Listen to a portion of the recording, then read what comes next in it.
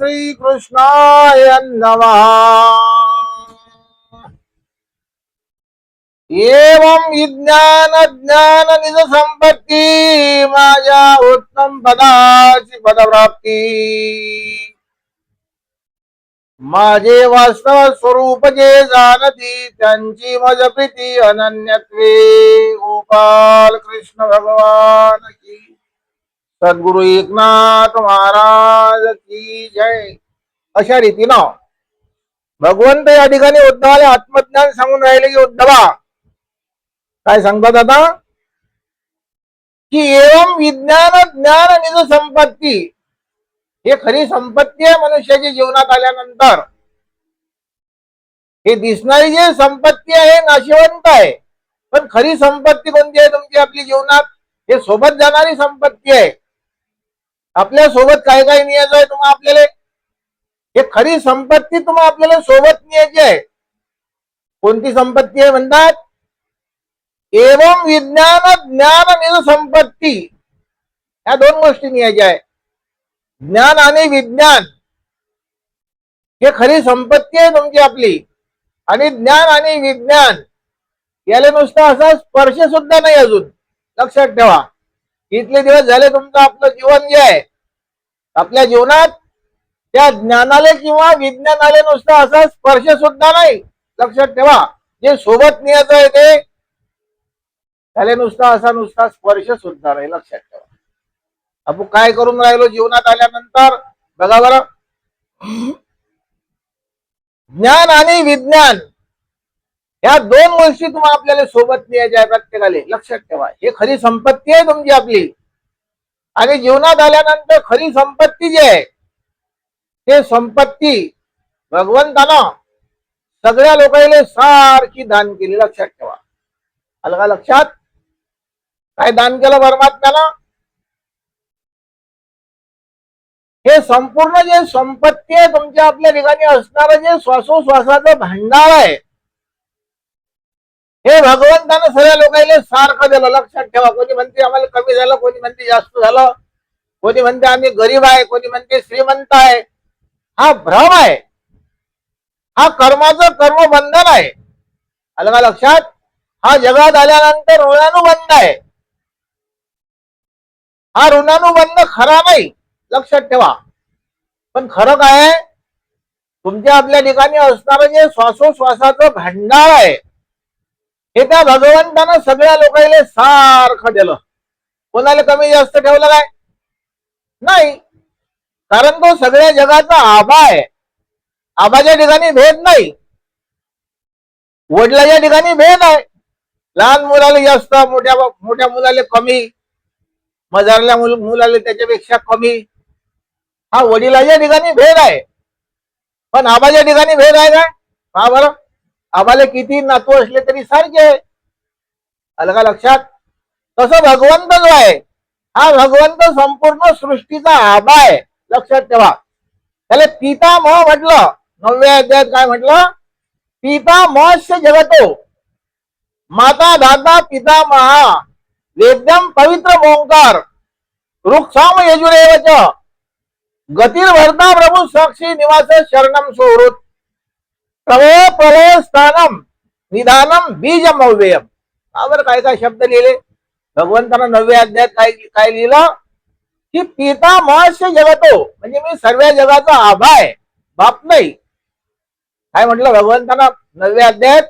मी संपूर्ण जगाचा आबा आहे। बाप कोण आहे मग? संपूर्ण जगाचा बाप। तुम्ही ना आपण सकाळी बघितलं, काय पाहिलं की संपूर्ण जगाचा बाप जो आहे त्याची संपूर्ण जगावर सत्ता आहे। असा जो काळ आहे त्या काळाच्या ठिकाणी भिन्नता आहे। लक्षात ठेवा, पण आबाच्या ठिकाणी भिन्नता आहे काय? नाही, संपूर्ण जगाचा आबा आहे। परमात्मा म्हणते मी सगळ्या जगाचा आबा आहे।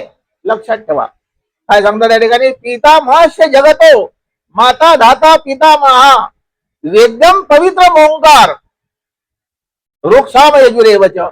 प्रत्येक शब्द महत्वाचा लिहिला, कारण हे संपूर्ण संस्कृत भाषेतलं जे ज्ञान आहे ते तुम्हाला आपल्याला मराठी भाषेत आणि सोप्यात सोपं करून सांगणं चाललं। लक्षात ठेवा, कारण संस्कृत भाषा अतिशय विशाल आहे, कारण अतिशय कठीण आहे. एका एका शब्दाचे चार चार अर्थ होतात. आलं का लक्षात? म्हणून हे संस्कृत भाषेतलं जे ज्ञान आहे ते प्रथमतः माऊलीनं मराठीत लिहिलं. आलं का लक्षात? याच्या खालच्या ओळ्या वाचून घ्या 9व्या अध्यायातल्या.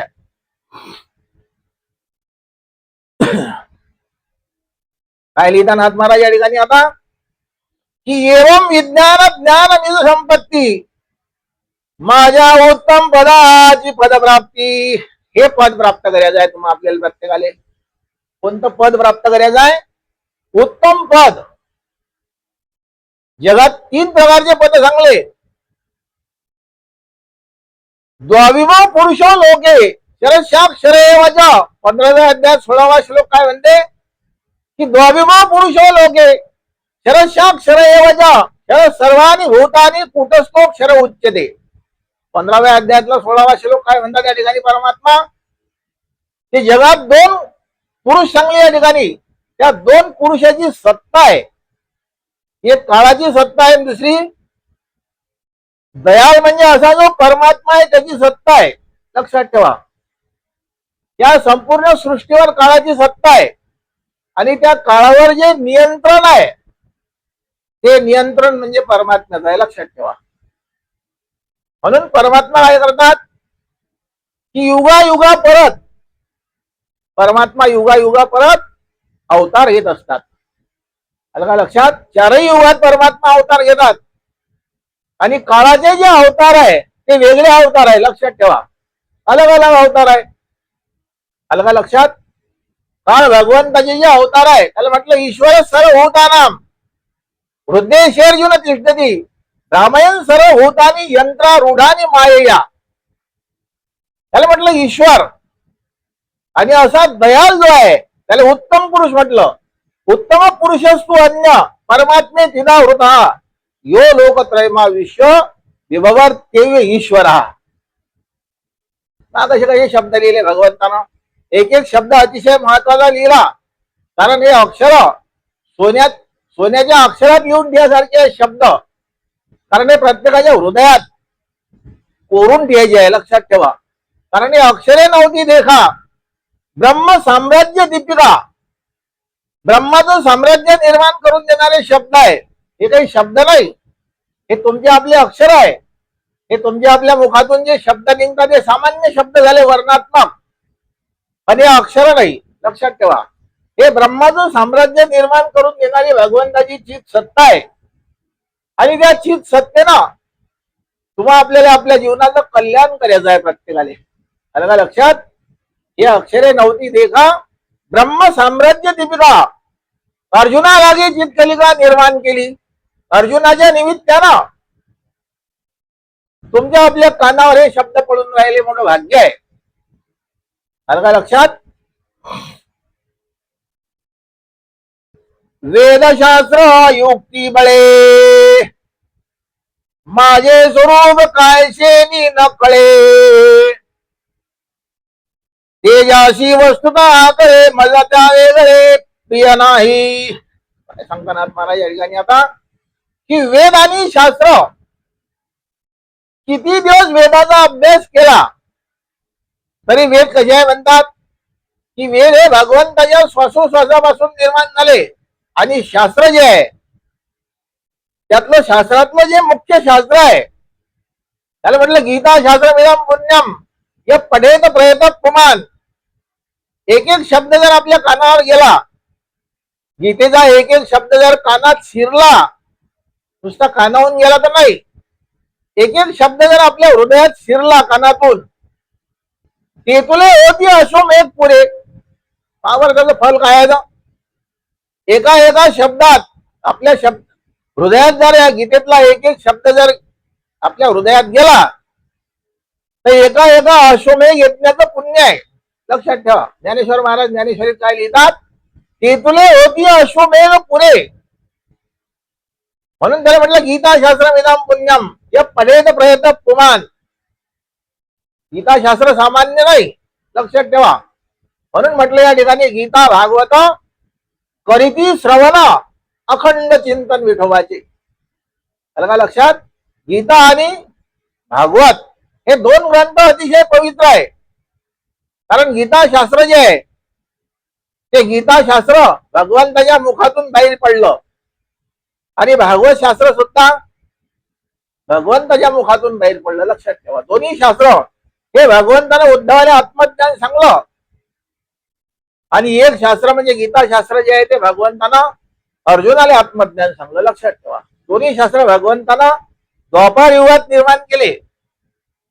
लक्षात ठेवा काय म्हणतात आता, वेदशास्त्र युक्तीमुळे वेद किती दिवस जरी वाचले तरी त्या वेदात भगवंताचं महत्व आहे. फक्त भगवंताचं काय आहे? भगवंताचं वर्णन आहे, पण भगवत प्राप्तीचं साधन नाही. भगवत प्राप्तीचं साधन जे आहे हे साधन नाथ महाराजांनी लिहिलं. लक्षात ठेवा, भगवत प्राप्तीचं साधन कोणा लिहिलं? नाथ महाराजांनी सांगितलं आणि ज्ञानेश्वर महाराजांनी सांगितलं. लक्षात ठेवा, संत महात्म्याने सांगलं भगवत प्राप्तीचं साधन वेदात नाही किंवा शास्त्रात सुद्धा नाही. लक्षात ठेवा, म्हणून वेद जाणून गेला तो पुढे मौनावला ते गुह्य तुझला प्राप्त करायचे. की वेदानं सांगलं, काय सांगलं वेदानं? की संताविन प्राप्ती नाही, ऐसे वेद देती ग्वाही. की संत महात्म्याशिवाय वेद आणि शास्त्र कोणालाही कळणार नाही. लक्षात ठेवा, किती दिवस जरी वेद वाचले तरी त्या वेदातलं जे ज्ञान आहे ते ज्ञान संत महात्म्याशिवाय कळत नाही. लक्षात ठेवा, आलं का लक्षात? म्हणून ते वेदानं वर्णन केलं की संताविन प्राप्ती नाही, ऐसे वेद देती ग्वाही. किती दिवस जरी आपण वेद किंवा शास्त्र वाचले, 6 शास्त्र आहेत, 4 वेद आहे आणि 18 पुराण आहे. लक्षात ठेवा, एवढं मोठं शास्त्र जे आहे ते कोणा लिहिलं?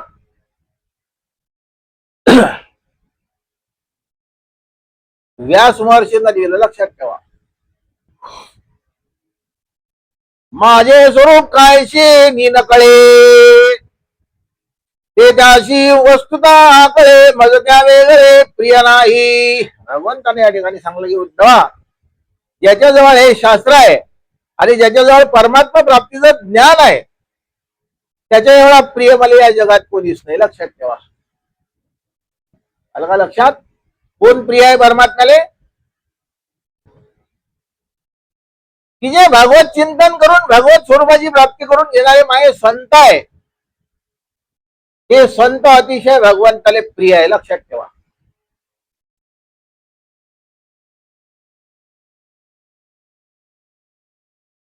दुसरे संत कोणते म्हणतात? नारद महर्षी सुद्धा वर्णन करून राहिले आपल्या याच्यामध्ये. नारद भक्ती सूत्रात काय लिहितात? सतरती सतरती आणि स्वलोकंस तारयती. आलं का लक्षात? मुक्ताबाईनं सुद्धा वर्णन केलं. मुक्ताबाईनं ज्ञान सांगलं माऊलीले, म्हणजे ज्ञानेश्वर महाराजांनी काय सांगलं? ज्ञान सांगलं मुक्ताबाईनं. आपण तरुण विश्व तारा. आपण तरली यात काय मोठं नवल आहे? नाही. मुक्ताबाई म्हणे आपण तरुण विश्व तारा ताटी उघडा ज्ञानेश्वरा. का बरं? की तुमचा उद्धार झाला यात काही मोठा नवल नाही, पण संपूर्ण जगाला आत्मज्ञान सांगा आणि संपूर्ण जगाला आत्मज्ञान सांगून जगाचा उद्धार झाला पाहिजे. एवढं मोठं पवित्र ज्ञान तुम्ही जगापुढे मांडा. आलं का लक्षात? असं कोण सांगून राहिलं? मुक्ताबाई सांगून राहिली ज्ञानेश्वर महाराज. लक्षात ठेवा, सतरती सतरती स्वलोकंस तारयती.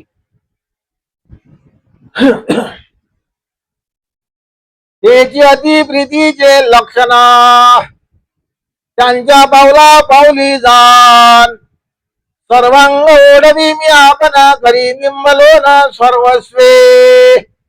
असे जे संत महात्मे आहे त्या संत महात्म्याच्या ठिकाणी भगवंताचं अतिशय प्रेम आहे आणि भगवत स्वरूप जे आहे ते भगवत स्वरूप ज्याच्या ठिकाणी निर्माण झालं त्याच्या ठिकाणी काय म्हणतात? चरणीचे रज वद्विश्वळ पाणी धावत चालती मागे मागे. भगवान शिवजी सुद्धा त्या संत महात्म्याचं चरणरस सेवन करण्याकरता धावत चालती मागे मागे. पहा बरं, चरणीचे रज वंदीश्वर पाणी एवढं मोठं महत्व आहे. कशाचं महत्व सांगून राहिले या ठिकाणी की ज्याच्या ठिकाणी आत्मस्वरूपाची प्राप्ती झाली त्याचा उद्धार झाला यात काही नवल नाही, पण तो संपूर्ण सृष्टीचा उद्धार करेल एवढं मोठं हे ज्ञान नाथांनी या ठिकाणी लिहिलं आपल्या महाराष्ट्रात. लक्षात ठेवा, म्हणून म्हटलं धन्य महाराष्ट्र मंडळी.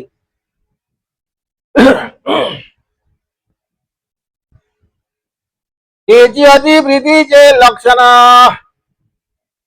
त्याच्या पावला पावली जाण. त्याचे पावलं ज्या ठिकाणी पडतील नाथ महाराज म्हणतात त्याच्या ठिकाणी काय निर्माण होते म्हणतात, त्याच्या ठिकाणी प्रेम निर्माण होते.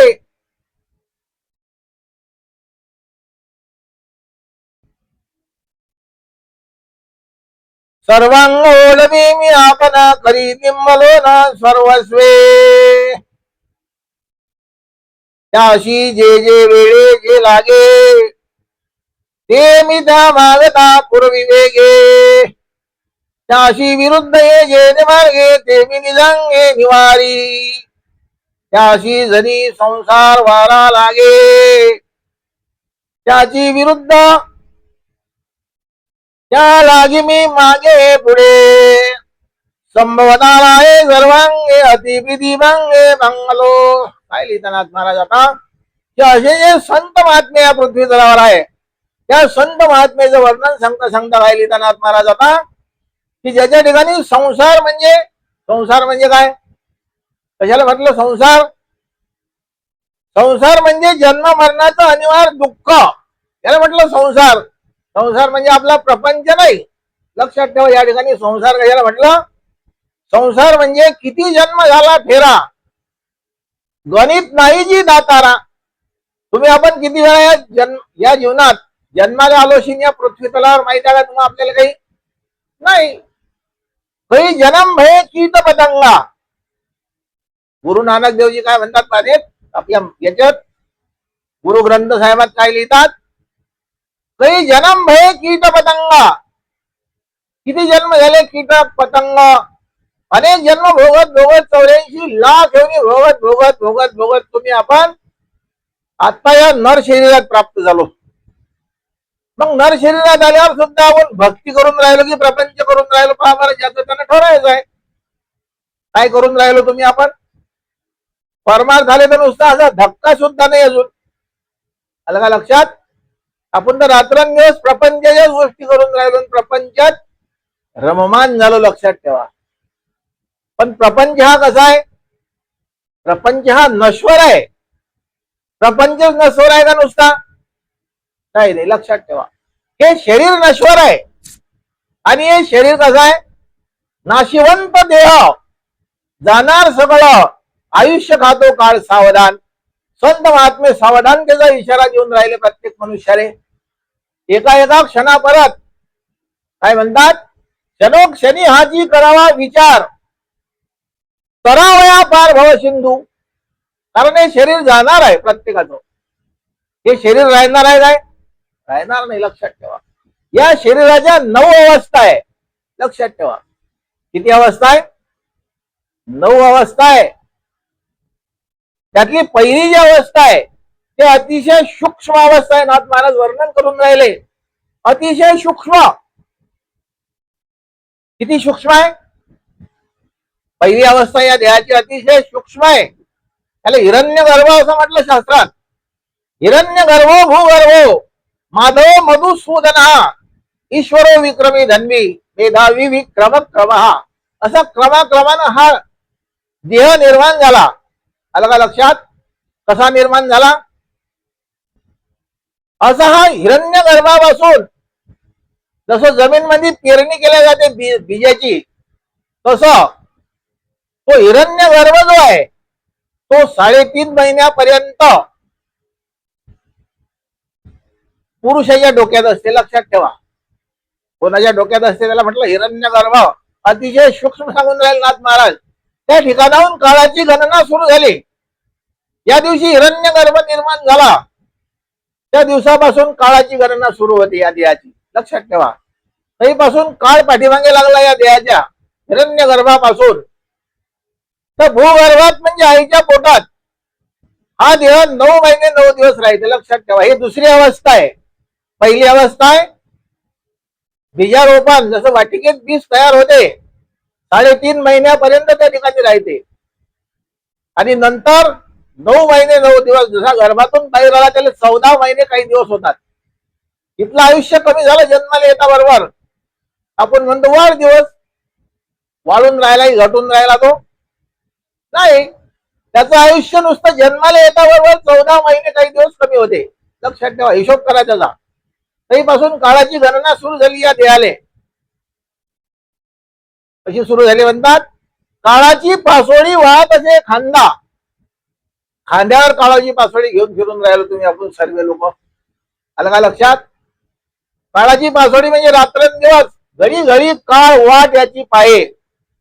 अजून किती आहे अवकाश, अजून किती अवकाश आहे त्या काळाला गणित माहित आहे तुमच्या आपल्या देहाचं. आपला देह कधी नियाचा हे त्याला माहित आहे. लक्षात ठेवा, आपल्याला माहित नाही. जे आपलं शरीर असून सुद्धा आपल्याला कल्पना नाही. का बरं? एकदा भगवंताने तुम्हाला आपल्याला दान दिलं आणि दान दिल्यानंतर त्याचं काय करायचं आता?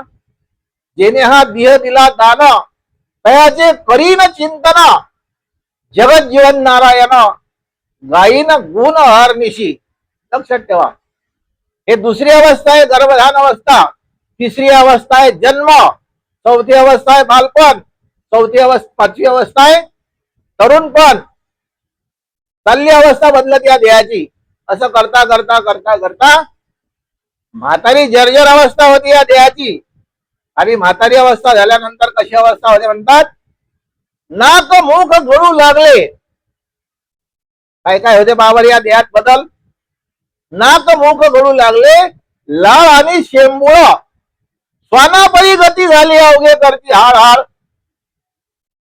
कोणती अवस्था आहे? हाड हाड म्हणजे कोणाला हाड करते माणूस? का बरं? कुत्र्याला हाड करतात लोक. तशी अवस्था आहे शेवटची. लक्षात ठेवा. सुना काय म्हणतात? बागुलबा आला म्हणतात. बागुलबा हे शेवटची अवस्था आहे. शेवटची अवस्था कोणती आहे? एकदम क्षीण अवस्था आहे म्हातारपणची. लक्षात ठेवा. म्हातारा हो असा आशीर्वाद. आशीर्वाद दिला की शाप दिला? का बरं? माणसानं म्हातारा होऊन मारा की लवकर मारा हे ज्याचं त्यांना ठरवायचं आहे. लक्षात ठेवा, मरण हे प्रत्येकाच्या हाती आहे आणि आपल्याला अजून त्याची कल्पना सुद्धा नाही कसा मरते माणूस. मरणाचा अभ्यास करायचा आहे प्रत्येकाला.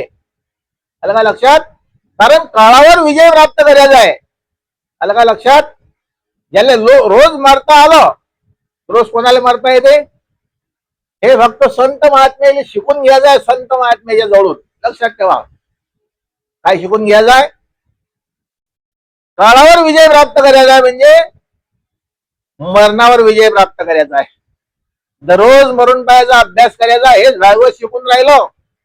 प्रत्येकाला कसं मरायचं आहे, कसं जीवन जगायचं हे गीता शिकवते. आलं का लक्षात? आणि आपल्या संसारातून म्हणजे आपल्या शरीरातून हे चैतन्य कसं बाहेर काढायचं आहे, हे चेतना कशी बाहेर काढायची आहे, हे 9वी अवस्था शिकून राहील. लक्षात ठेवा. आलं का लक्षात? आणि मरण हे 9वी अवस्था आहे. लक्षात ठेवा. कोणती अवस्था आहे? 9वी अवस्था आहे. लोक म्हणतात मेला गया. काय मेलो? अरे मेलच नाही. लक्षात ठेवा, हा भ्रम आहे. मरण हा भ्रम आहे. लक्षात ठेवा. तुम्ही म्हणाल लोक तर लय मरून राहिले मग, असं आहे का? काही नाही. लक्षात ठेवा. पानी में पानी मिला, मिला पवन में पवन. पंडिता मरा कोण? हा बरं, हा देह ज्याचा आलेला आहे उष्णतेला वापस करायचा आहे. हे शरीर जाते आणि नव चैतन्य धारण करून नव शरीर प्राप्त होते. लक्षात ठेवा. हे थोडा उंच आहे. लक्षात ठेवा. प्रत्येकाच्या अनुभवाचा आहे आणि याचा अनुभव प्राप्त करायचा आहे प्रत्येकाला. त्याच्याकरता आहे भागवत. आलं का लक्षात? कशाचा अनुभव प्राप्त करायचा आहे? मरणाचा अनुभव प्राप्त करायचा आहे. आणि कसं मरायचं आहे त्याचा अनुभव प्राप्त करून त्या मरणावर विजय प्राप्त करायचा आहे. नवानी गृह्णाती नरोपरानी. तसं एक दृष्टांत सांगतो तुम्हाला व्यवहारातला, म्हणजे तुमच्या लवकर लक्षात येईल. जसं एखाद्या माणसाला नवे कपडे दिले, त्याचे जुने कपडे काढून टाकायला लावले, त्याला फाटके माटके, त्याला आनंद होईल की दुःख होईल?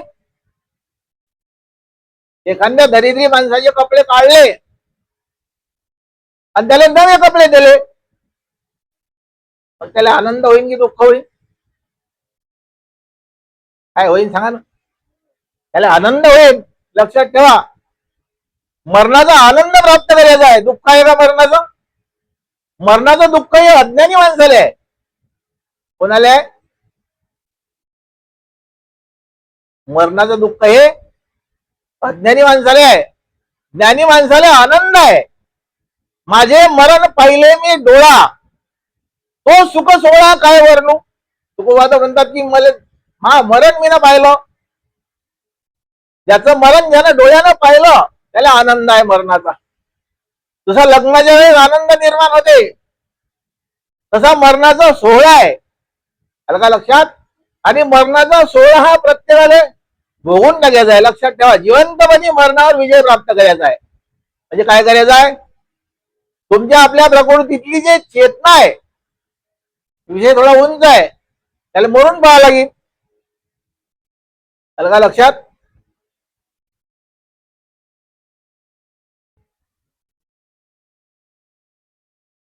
आपल्या प्रत्येकाच्या देहातली जे चेतना आहे, ते चेतना पायाच्या अंगठ्यापासून वर येते. मरेची अवस्था सांगतो तुम्हाला, लक्षात ठेवा कसा मरते माणूस. चेतना वर आल्यानंतर आपली चेतना टोंग्यापर्यंत येते. टोंग्यापर्यंत आल्यानंतर कंबर पर्यंत येते. म्हणजे लोक म्हणतात बुड्याचे पाय थंडे पडले. काय म्हणतात लोक? बुड्याचे पाय थंडे पडले. मग कंबर पर्यंत चेतना आल्यानंतर आपल्या गळ्यापर्यंत चेतना येते. अवस्था सांगतो तुम्हाला, लक्षात ठेवा, कारण या देहाच्या अवस्था आहे. आणि गळ्यापर्यंत चेतना आल्यानंतर आपल्या डोळ्यापर्यंत चेतना येते. लक्षात ठेवा. आणि त्या ठिकाणी काय होते? हे चेतना पुन्हा पुन्हा वर जाते. लक्षात ठेवा. त्याला म्हटलं मरणाची अवस्था, म्हणजे 9वी अवस्था सांगून राहील तुम्हाला समजून. 9वी अवस्था या देहाची, अशी जी 9वी अवस्था हे प्रत्येकाला भोगायची आहे. आलं का लक्षात? आणि त्यावेळेस एका एका रोमाच्या ठिकाणी 1,000 विंचू चावल्याचं दुःख होते. बाप्पा बाप्पा, एवढं दुःख आहे. एका एका रोमाच्या ठिकाणी 1,000 विंचू चावल्याचं दुःख आहे. एवढं मरणाचं दुःख आहे. लक्षात ठेवा. बुडा मरून राहिला ना, म्हणते ते काय दूध. हा बरं, नाथ महाराज काय लिहित आहे ठिकाणी आता? अशी जी अवस्था आहे, ते अवस्था तुम्हाला आपल्याला प्रत्येकाला पाहायची आहे. आलं का लक्षात? नाथ महाराज काय लिहितात त्या ठिकाणी आता?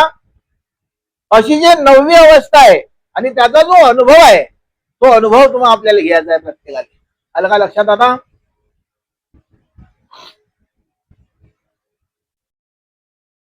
त्याशी जणी संसार वाळा लागे. दृष्टांत सांगून राहील नाथ महाराज या ठिकाणी आता. काय लिहितात? की असा जो संसार आहे, संसार म्हणजे जन्म मरण परंपरा. संसार म्हणजे जन्म मरणाला येणं, जन्म मरणाचं अनिवार्य दुःख आहे, त्याला म्हटलं संसार. या लागे मी तुम्ही मागे पुढा. पण आपल्याला काय करायचं आहे म्हणतात? मरणाच्या वेळेस त्या भगवंताचं अखंड चिंतन करायचं आहे. काय करायचं आहे? अनन्यास चिंतयन्तो माम ये जना परिउपासते तेषाम ज्ञानी नित्ययुक्त एक भक्तिर्विशिष्यते. लक्षात ठेवा. अंतकाले मामेव स्मरण मुक्त्वा कलेवरम य प्रयाती समद्भावम याती न तत्र संशया. काय करायचं आहे म्हणतात? मरणाच्या वेळेस त्या भगवंताच्या चिंतनात हे शरीर ठेवायचं आहे तुम्हाला आपल्याला प्रत्येकाले. आणि असा देह ठेवल्यानंतर काय होते म्हणतात? त्याच्या ठिकाणी मुक्तता प्राप्त होते. एवढी अवस्था नाथ महाराज तुम्हाला आपल्याला समजावून सांगून राहिली या ठिकाणी. अशी या देहाची अवस्था आहे आणि ती अवस्था तुम्हाला आपल्याला प्रत्येकाला पाहायची आहे या जीवनात.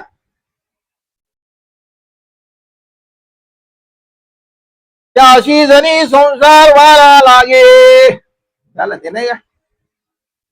जेने ज्ञाने जेने ज्ञाने ज्ञानी प्रिय होती, त्या ज्ञानाची पवित्र कीर्ती. काय लिहितानाथ महाराज आता की त्या ज्ञानानं आपल्या ठिकाणी पवित्रता निर्माण होते. असं जे पवित्र ज्ञान आहे ते पवित्र ज्ञान तुम्हाला आपल्याला जिवंतपणे पाहायचं आहे.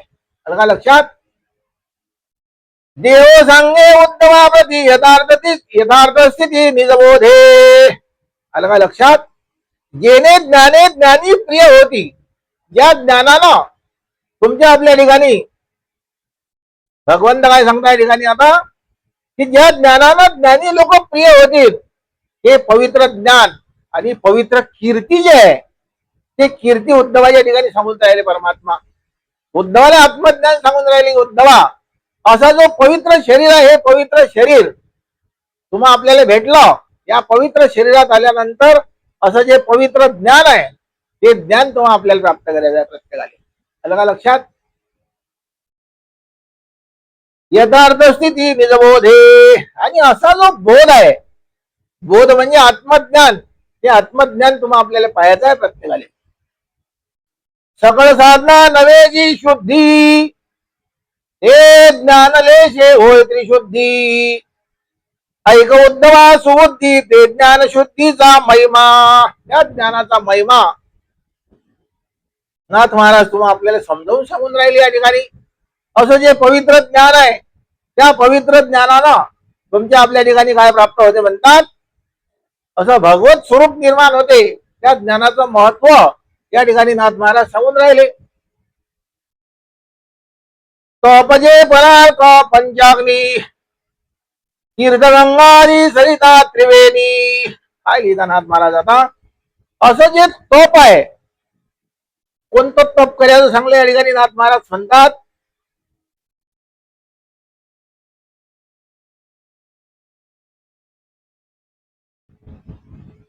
तपजे परार्थ पंचाग्नी, तीर्थगंगादी सरिता त्रिवेणी.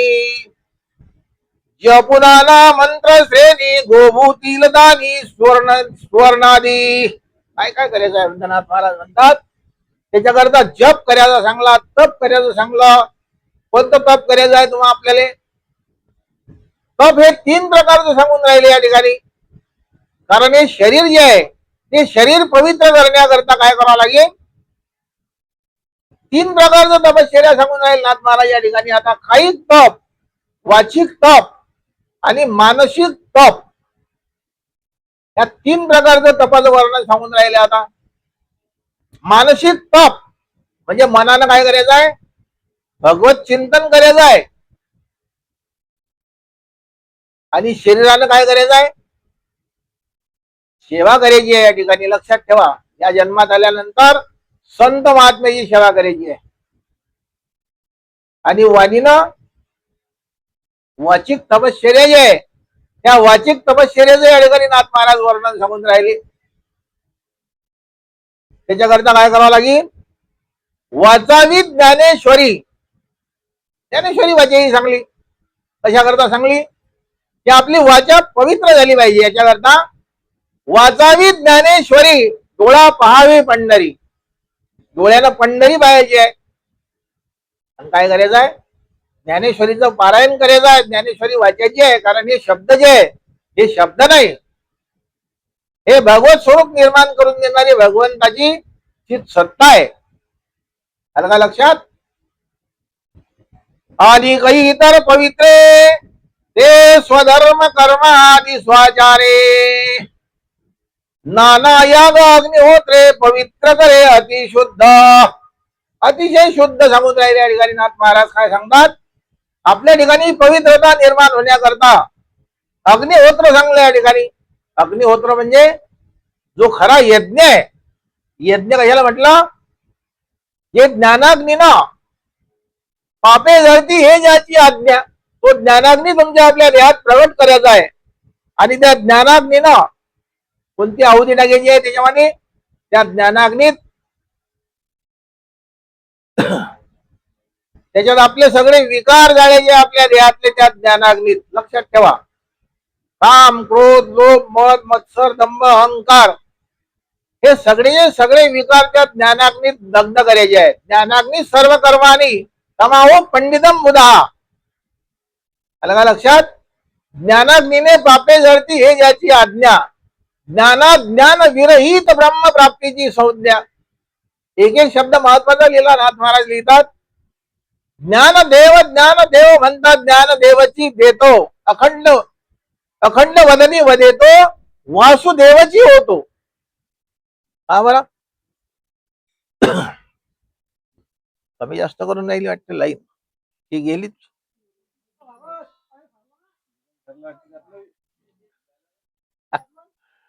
सर वाटते.